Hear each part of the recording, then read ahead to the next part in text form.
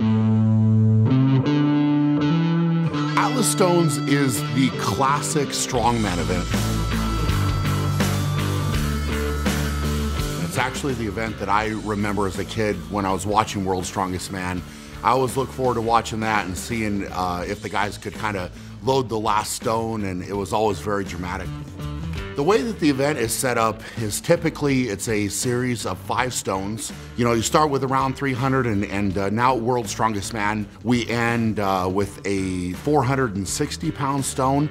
The heights of the platforms have changed over the years. The weight of the stones has increased over the years dramatically, but basically the way that the event is scored is on time. So whoever loads each stone, you typically get a split for each stone.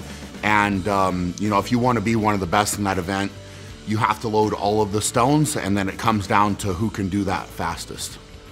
Brian's on to the 5th. This is unexpected. Brian Shaw just has to get this on, and that's that. Atlas Stones is an event that you have to practice very specifically. So, for example, if you're very strong in the gym on you know, normal barbell exercises like squat and deadlift, that doesn't necessarily mean that you're going to be a very strong stone lifter, because it's something that's very unique. So that's why it's very important in training to have actual stones to train with, so that you can get stronger specifically on that event.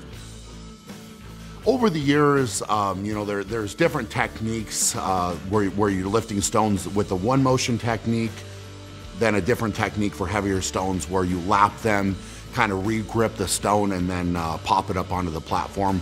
And all of those things have to be practiced in order to be perfected. So, you know, the best way to get better at stones is to load more stones. I've had some really good head-to-head battles in Atlas Stones over the years at World's Strongest Man. I would say for me, probably my most memorable stone run was World's Strongest Man in 2011, when I was fighting to win my very first title. Zadrunas Savickas and I were both tied on points going into that stone run, and I ended up finishing in, I think it was just under 20 seconds, which was really, really fast. You know, at that time, I think I don't remember what margin I won by, but it wasn't super close.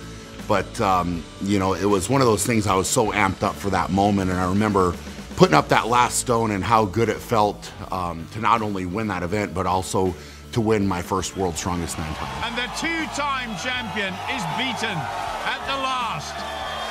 And Brian Shaw had to produce the performance of his life to become the 2011 Metrics World's Strongest Man. His first title, and I don't think it will be his last.